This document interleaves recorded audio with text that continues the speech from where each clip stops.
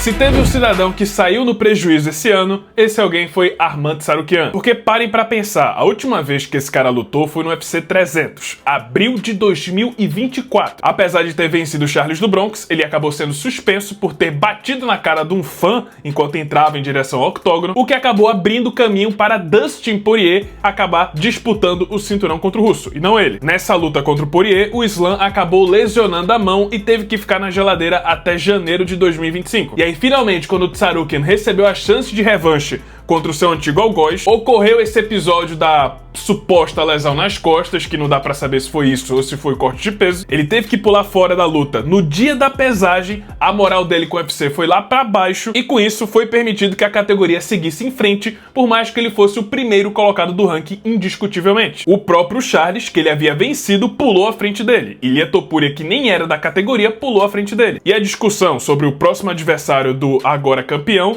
geralmente nem inclui o armeno, tá entre Justin Gaethje e Paddy Pimblett pra janeiro. Ou seja, Arman Tsarukyan saiu e muito no prejuízo e precisava correr atrás. Casaram então uma luta contra Dan Hooker, um cara que também não teve os melhores momentos em 2025, tá sem lutar desde agosto de 2024, quando bateu o Matheus Gamrot. Era oportunidade pros dois, na verdade, mostrarem do que são capazes, da importância deles na categoria. E meus amigos, o Tsarukyan deixou bem claro. Eu acho que talvez essa tenha sido a melhor performance da carreira do armeno, porque tirou o Dan Hooker pra absolutamente nada, fez ele parecer um amador. Primeiro que o Dan Hooker começou com uma postura diferente, mais adesanizada. Você via que ele tava com uma postura mais ereta, mãos mais baixas, pra, lógico, defender as quedas, mas sem precisar se contrair muito, sem precisar ficar muito plantado no chão. Fica mais difícil do adversário ter uma leitura de golpes quando eles partem a partir da linha de cintura, e ele até tava fazendo um jogo interessante, meio diferenciado do que a gente tá acostumado do neozelandês. O problema é que toda essa postura foi quebrada a partir do momento que o armeno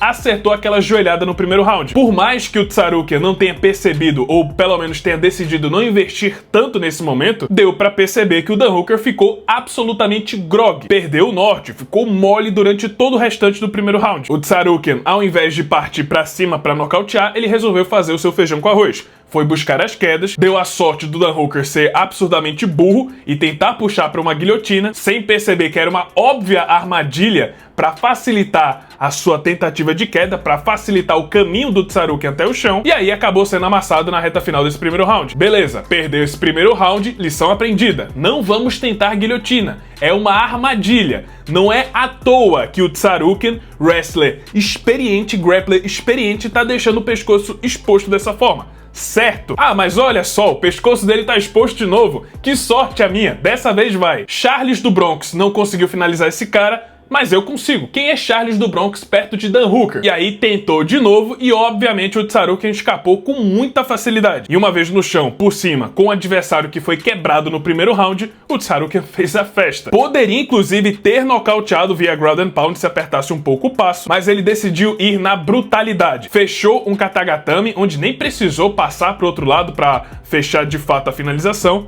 Foi na montada mesmo, na pura brutalidade e força bruta, fechou o katagatame e fim de papo. Tirou pra absolutamente nada o Dan Hooker com uma das melhores atuações da sua carreira. Dito isso, Arman Tsarukyan é o próximo desafiante ao cinturão dos leves? Eu, sinceramente, acho que não. Primeiro, ele não vai ser o próximo porque Ilia Topuria deve enfrentar Paddy Pimblett ou, como plano B, o Justin Gaethje. Não acho que é à toa toda essa movimentação no ranking. Do nada, o Paddy Pimblett foi de 9º para 5º colocado. Deve ter alguma coisa por trás. E essa coisa por trás é que provavelmente Topuria e Pimblett vão ser o primeiro card transmitido pela Paramount Plus em janeiro. Ou seja, ele já não vai ser o próximo. Arman vai ter que ficar um pouco mais na fila. E aí, na sequência, tem a seguinte situação. Provavelmente Topuria vai subir para os meio médios. Para ele subir, ele vai ter que abrir mão do seu título. E aí, abre a possibilidade de um cinturão vago. Ao meu ver, tem uma grande oportunidade para o UFC fazer uma luta inédita em sua história. A primeira luta valendo 2 cinturões do UFC. No caso, seria uma luta valendo o cinturão vago do peso leve e o cinturão BMF, entre Charles do Bronx e Max Holloway. Acho que essa seria a preferência do UFC para uma disputa pelo cinturão vago. Acho que ficaria entre Charles e Holloway. No mais, o que pode rolar também na categoria é, por exemplo, rolar a luta entre Charles e Holloway apenas pelo cinturão BMF, depois disso o Topuria sobe, e aí o vencedor dessa disputa acaba enfrentando o Tsarukyan pelo cinturão vago. A gente discutiu essa possibilidade também no podcast do MMA hoje. Mas fato é que eu acho muito muito difícil o Tsarukyan ser o próximo. Ainda acho que ele vai ter que esperar pelo menos 1 ou 2 rodadas. Não que ele não mereça, mas é o que vai acontecer. Mas é isso, esse foi o vídeo, espero que tenham gostado. Se você gostou, deixa seu like, se inscreve no canal, já ativando o sininho das notificações para não perder o próximo conteúdo. E é isso, muito obrigado por terem assistido e até a próxima.